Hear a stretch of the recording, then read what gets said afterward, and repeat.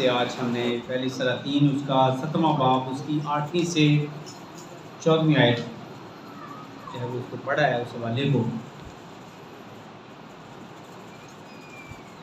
यहाँ पर एक बड़ा अहम वाक़या है सलातीन की किताब में, और इसका ताल्लुक़ ऐसा ही है जैसे आज के हालात हैं। मुल्क जो है वो जहाँ पर बदअमनी है, जहाँ पर और मसाइल हैं, और साथ भूख और रंग भी अरूज पर पहुँच रहा है, ऐसी ही सूरत हाल यहाँ पर है। लेकिन यहाँ पर खुदा का कलाम इसको किस अंदाज में पेश करता है, आए आज हम इसको सीखते हैं।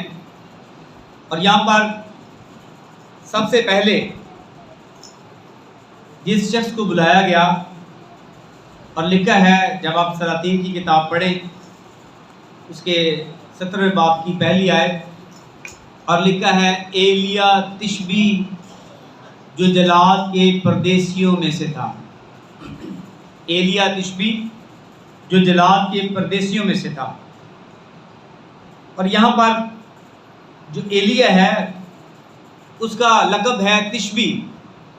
एलिया तिशबी जिसका ताल्लुक़ आग के साथ, जिसका ताल्लुक़ रथों के साथ, जिसका ताल्लुक़ खुदा की मदद के साथ। और इसीलिए एलिया का जो लुग़वी मानी है अब्रानी मतन के मुताबिक एल और या, एल और या कि यहोवा ही खुदा है। एल मैंने खुदा, तो या है यहोवा, यहोवा ही खुदा है।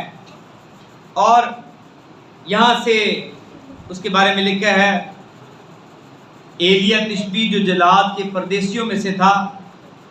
जलाद बड़ा अहम इलाका है और उसकी जो तारीख है वो मुक़द्दस यकूब से है। मुक़द्दस यकूब ने ये नाम उन पत्थरों के ढेर को दिया जब उसने अपने मामू के साथ, अपने ससुर के साथ, यानी आदमियों के साथ अहद को बांधा। उस अहद के बांधने के वक्त पर इस ढेर का नाम उसने जलाद रखा।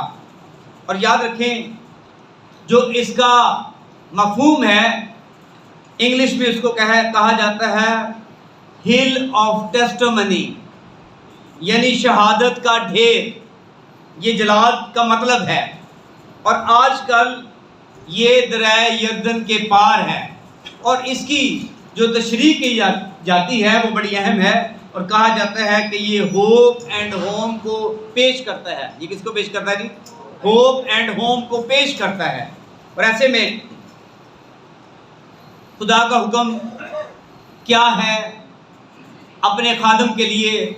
मुक़द्दस एलिया नबी के लिए क्या हुक्म है?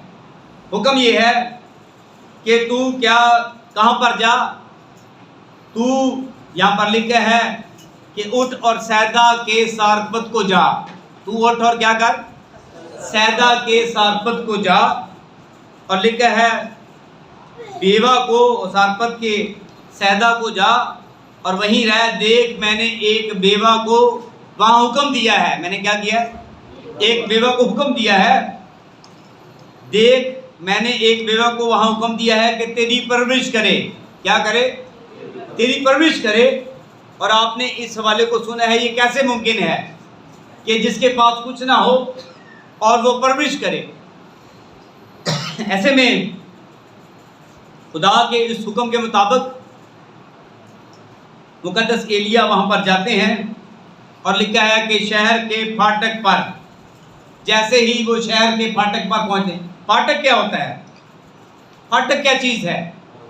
फाटक बड़ा दरवाज़ा, बड़े दरवाजे के साथ अहाता, एक बड़ा मैदान, दरवाजे के साथ बड़ा मैदान एंटर होती।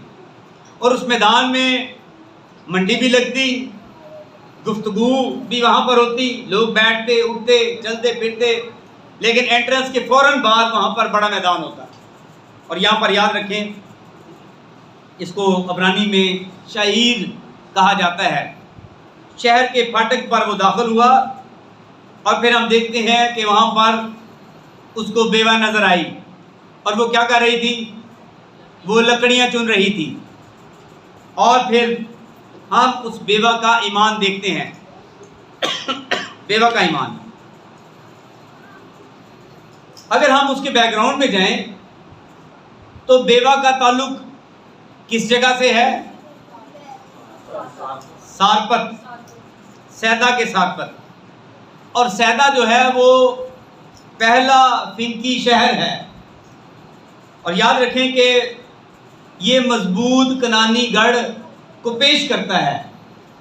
और सैदा का एक कस्बा जिसे सारपत कहा जाता है, लूका की इंजील 4 बाब जब आप पढ़ें 26वीं आयत में, उसमें भी इसका जिक्र किया गया है।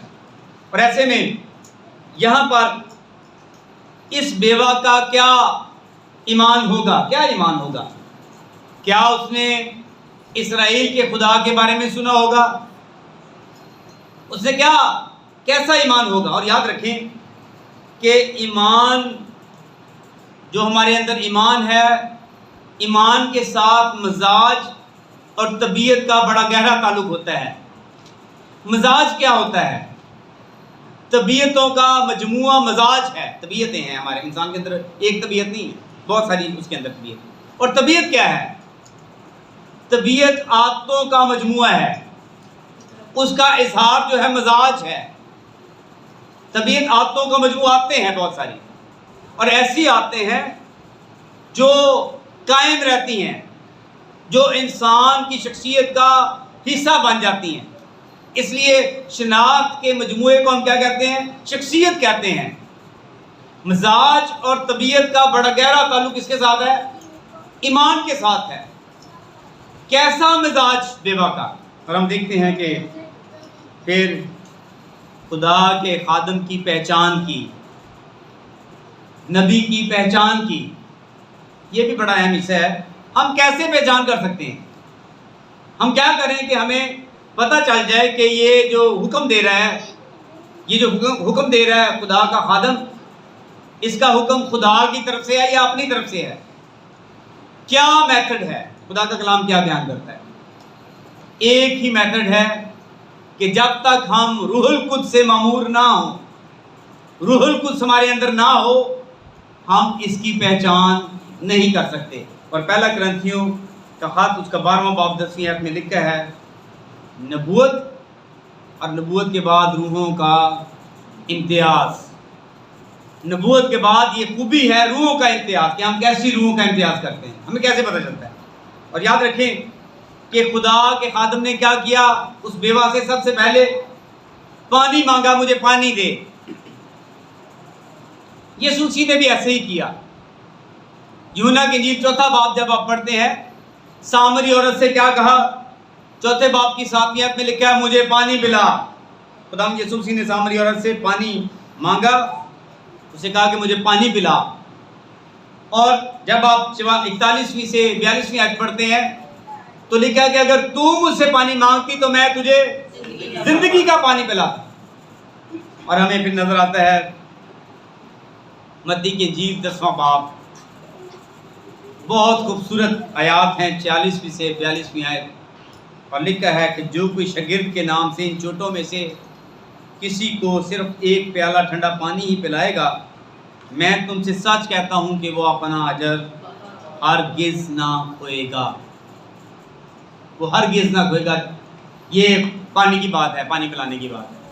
पानी का बहुत ज़्यादा जिक्र है, बहुत सारे लोगों ने इसकी पहचान भी की, पहचान रखी कि अगर ये पहचान है, ये निशान हुआ तो फिर क्या होगा। जैसे इसहाक की बीवी के लिए भी किया गया, जब अलीज़र गया तो ऐसा ही किया।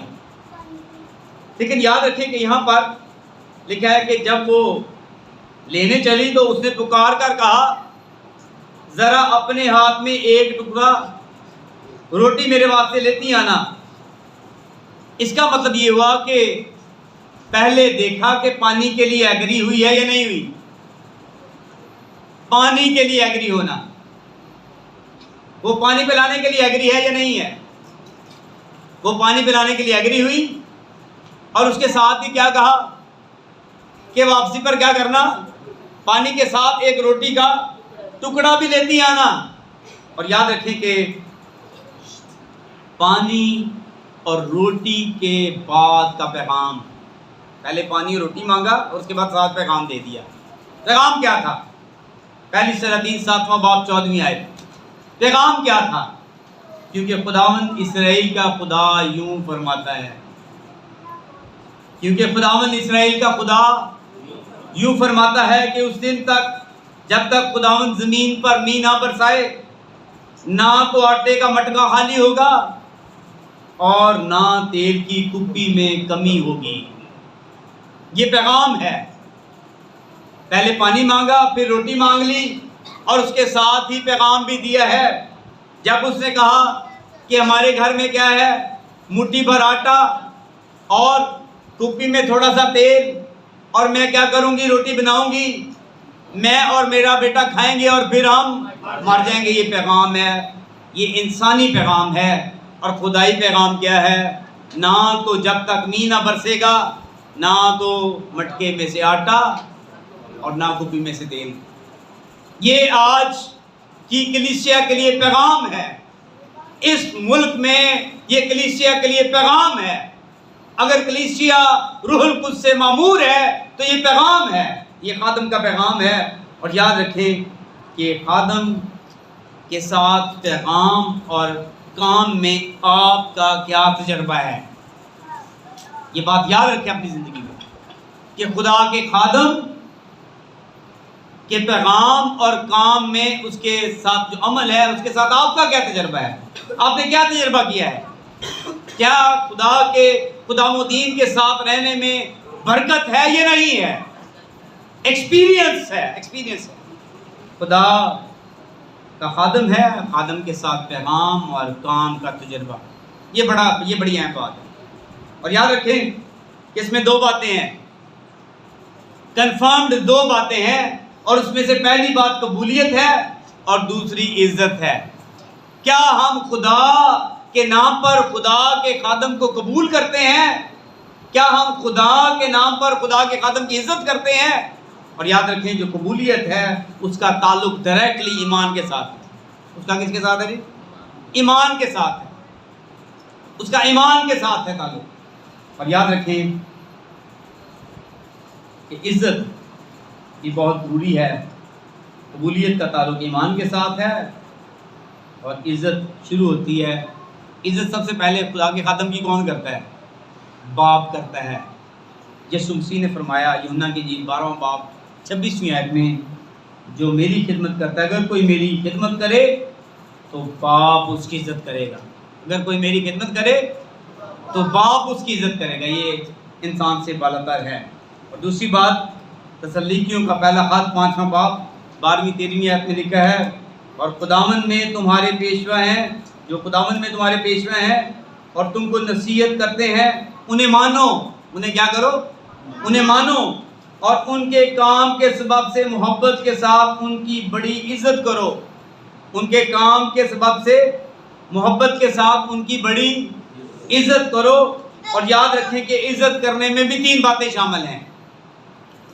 ये घर में भी तो अपने बाप और माँ की इज्जत कर, इसमें भी शामिल है खादम के साथ। जब हम किसी की इज्जत करते हैं तो बोलने का ख्याल करते हैं। जब हम बोलते हैं तो फिर हम ख्याल करते हैं कि यार यहाँ पर मैं कैसी बात करूँ।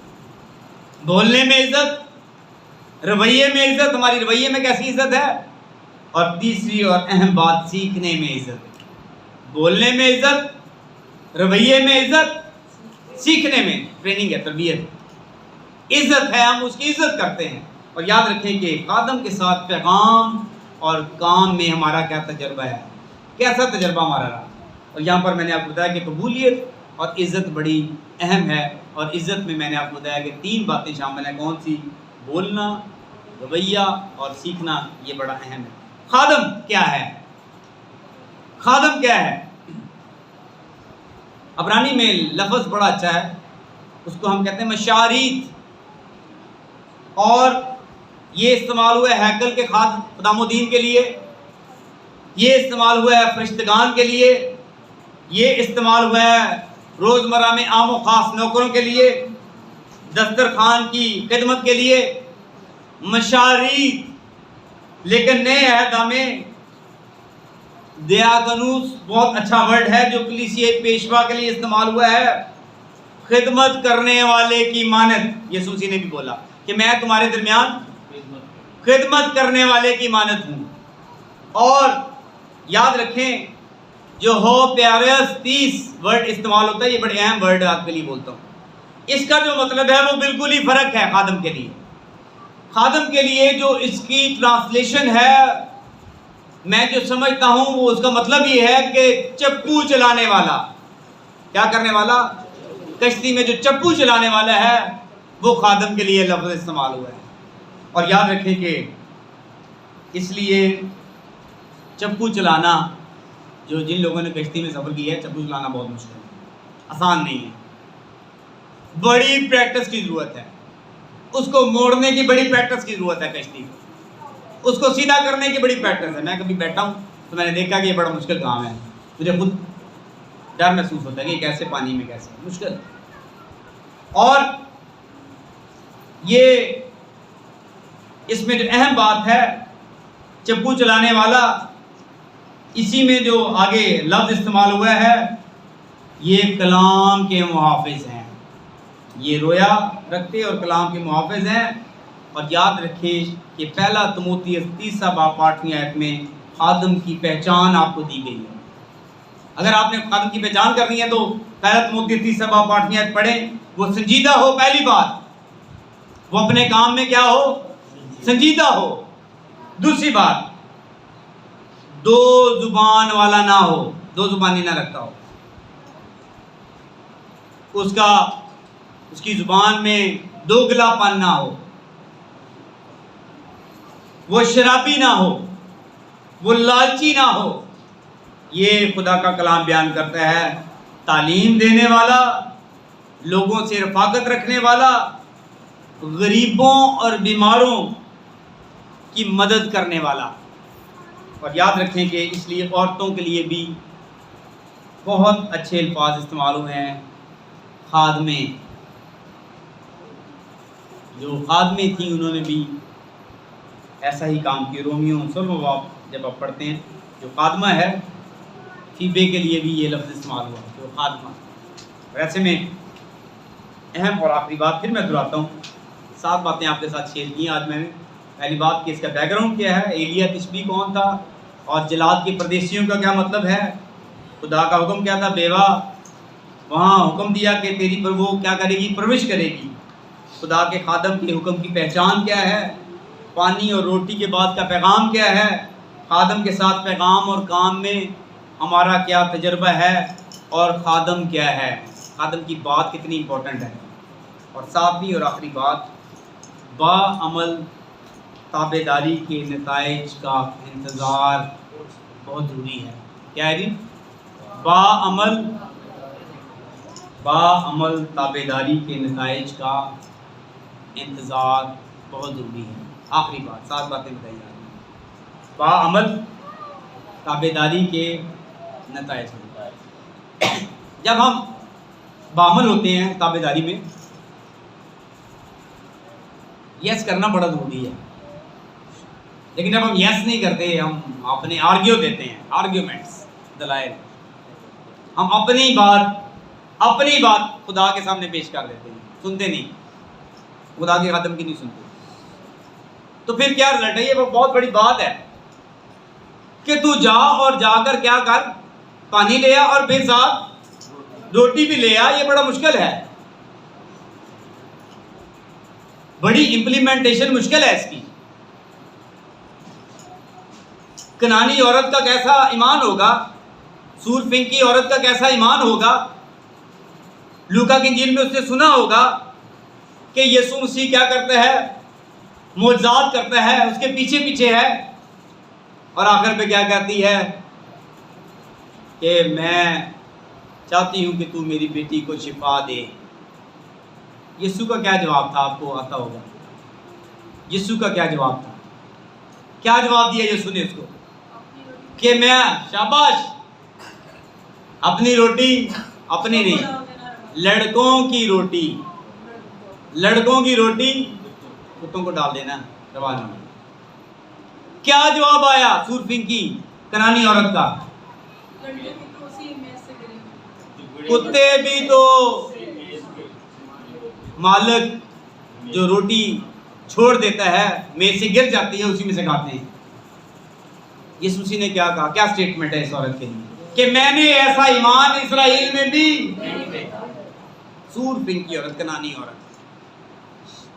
कलीसिया के लिए अहम एक चैलेंज है आज के दिन कि वो अपने लीडर की, अपने खादम की कैसी बात रिसीव करते हैं, या उसको कहते हैं बरकत भी वैसे है, बरकत भी वैसे, रिसीविंग भी वैसे होती है।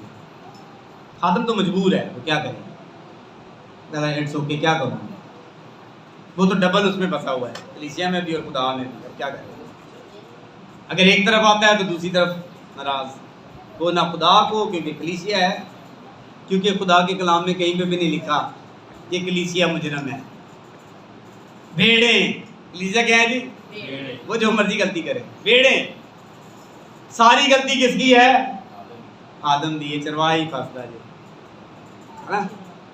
इसका मतलब कि आज का जो चैलेंज है वो बड़ा अहम है कि गैर कौम की जो औरत है वो क्या करती है, वो कहती है, उसने कहा मुझे दे दे, मैं खाऊं, और पहले वो एग्री होगी भी ठीक है, बता दिया, पानी भी ला के देने लगी, और वो भी कहने लगी भी हम तो मर जाएंगे कहा के। पैगाम क्या है, इस्राएल का खुदा यूं फरमाता है कि ना क्या होगा, मटके में से आटा और ना कुएं में से तेल निकलेगा। आज की जो सूरत हाल है मुल्क पाकिस्तान में बड़ी अहम है मेरे और आपके लिए। हम इस चैलेंज को कैसे लेते हैं, इसलिए आखिरी बात क्या है, बाअमल ताबेदारी के नताइज का इंतज़ार, बाअमल ताबेदारी के नताइज का इंतज़ार। हम कितना इंतज़ार करते हैं, हम कितने मुंतज़िर हैं, हम कितना इंतज़ार करते हैं। आए आज इसी बात को खुदा के सामने रखें, खुदावन इस कलाम की वसीले से आप सबको समझ करें। आमीन।